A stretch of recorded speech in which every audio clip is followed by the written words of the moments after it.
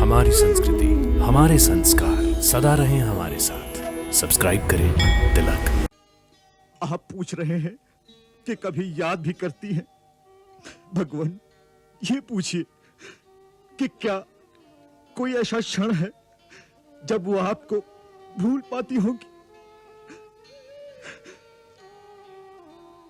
प्रभु, उन्होंने तो जैसे अपने चारों ओर राम नाम का घेरा बना रखा है और उसी घेरे में इस प्रकार रहती हैं जैसे सीप के अंदर पवित्र मोती रहता है। और जिस धरती पर सोती हैं, जिस आकाश के नीचे रहती हैं, जिस वायु से श्वास लेती हैं, वो धरती, वो आकाश, वो वायु सब जैसे राम ही है। नहीं सीते, नहीं। अब हम कदापि विलंब नहीं करेंगे। पवन पुत्र हनुमान की कृपा से हमें तुम्हारा पता मिल गया है। अब हमें संसार की कोई शक्ति नहीं रोक सकेगी। धीरज रखो सीते, हम आ रहे हैं, हम आ रहे हैं। क्या तुम सीता के दर्शन कराए? प्रभु, इसमें मेरा कोई गौरव नहीं। यह आपकी शक्ति का प्रताप है कि मैं भगवती सीता के श्री चरणों तक पहुंच पाया। हनुमान, हनुमान, तुम सीता तक पहुंचे? तुम सचमुच सीता तक पहुंचे? वो कुशल से तो है ना?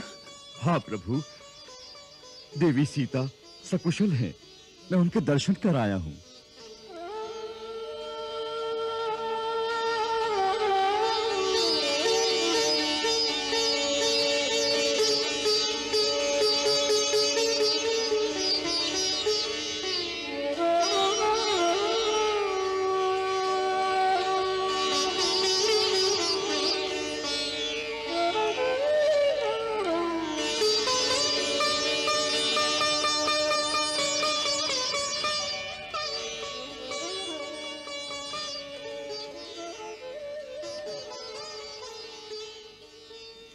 हनुमान, हनुमान, मेरा मन करता है कि जिन आंखों से तुम सीता को देखकर आए हो, उन आंखों के बीच बैठकर मैं भी स्वयं उस छवि के दर्शन करूं, पर यह संभव नहीं है। हनुमान, अब तुम ही मुझे बताओ कि मेरी सीता कैसी है, उसके दिन कैसे कट रहे हैं। वो कभी मुझे याद भी करती है या नहीं? आप पूछ रहे हैं कि कभी याद भी करती हैं? भगवान, ये पूछिए कि क्या कोई ऐसा क्षण है जब वो आपको भूल पाती होगी? प्रभु, उन्होंने तो जैसे अपने चारों ओर राम नाम का घेरा बना रखा है और उसी घेरे में इस प्रकार रहती हैं जैसे सीप के अंदर पवित्र मोती रहता है। और जिस धरती पर सोती हैं, जिस आकाश के नीचे रहती हैं, जिस वायु से श्वास लेती हैं, वो धरती, वो आकाश, वो वायु सब जैसे राम ही है। उनके चारों ओर श्री राम न होते तो आज सीता माता जीवित न होती। बड़ी भयंकर राक्षसियां निरंतर उन पर पहरा देती हैं और रावण के कहने से उन्हें डराती धमकाती रहती हैं। जैसे जाड़े के दिनों में पाला पड़ने पर कमलिनी सूख जाती है, उसी प्रकार सीता माता का शरीर निस्तेज हो गया है। आपकी प्रतीक्षा करते करते उन्हें निराशा होने लगी थी कि शायद आपको यह पता ही नहीं चला कि उन्हें कौन ले गया है और कहां ले गया है। यही सोचकर उन्होंने प्राण त्यागने का निश्चय कर लिया था। मैंने उन्हें बहुत सांत्वना दी है और विश्वास दिलाया है कि श्री राम प्रभु महाराज सुग्रीव की सेना लेकर आएंगे और शीघ्र ही लंका पर चढ़ाई करेंगे और उन्हें मुक्त कराएंगे।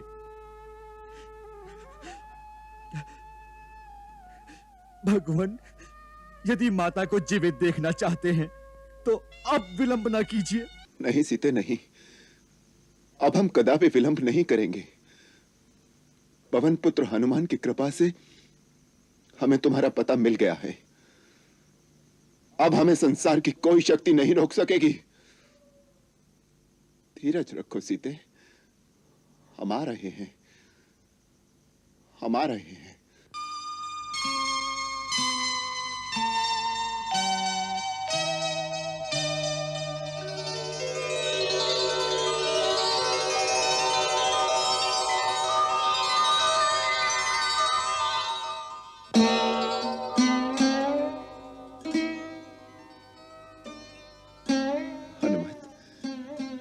उन्होंने हमारे लिए कोई संदेश दिया है,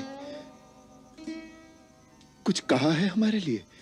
हाँ प्रभु, उन्होंने हाथ जोड़कर कहा था कि मैंने जो भैया लक्ष्मण को अपशब्द कहे थे उसके लिए मैं लक्ष्मण से क्षमा मांगती हूं और आपसे भी क्षमा मांगती हूं।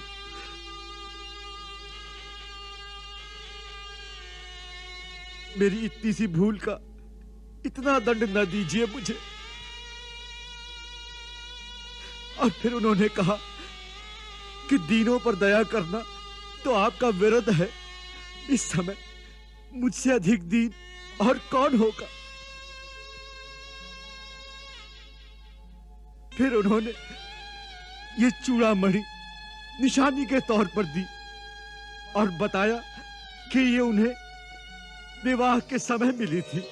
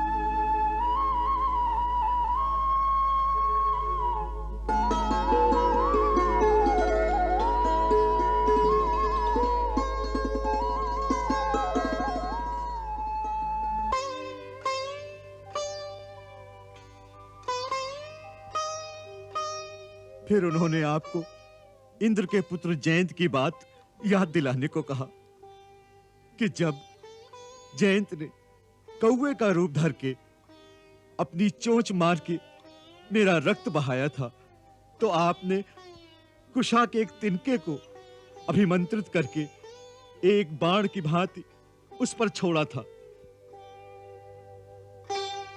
तो उससे बचने के लिए वो तीनों लोकों में उड़ता रहा, परंतु आपके अमोद बाण से उसे कहीं शरण नहीं मिली।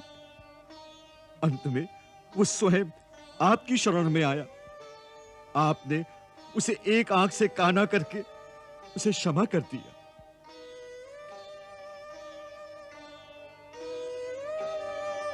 माता ने कहा कि यह घटना केवल आपको और उन्हीं को पता है। ये बताने से आपको विश्वास हो जाएगा कि मैं सचमुच माता से मिलकर आया हूं। हनुमान, मुझे तुम पर पूरा भरोसा है। जो तुम पर भरोसा न करे वो मूर्ख बड़ा अभागा होगा।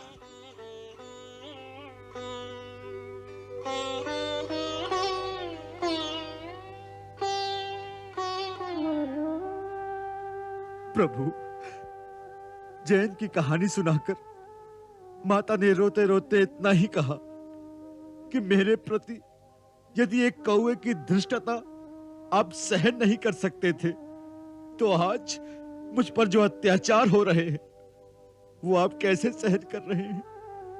नहीं, सहन नहीं होते। हम सचमुच सहन नहीं करेंगे। हम तुम्हें कैसे बताएं कि हमारे दिल पर क्या बीत रही है।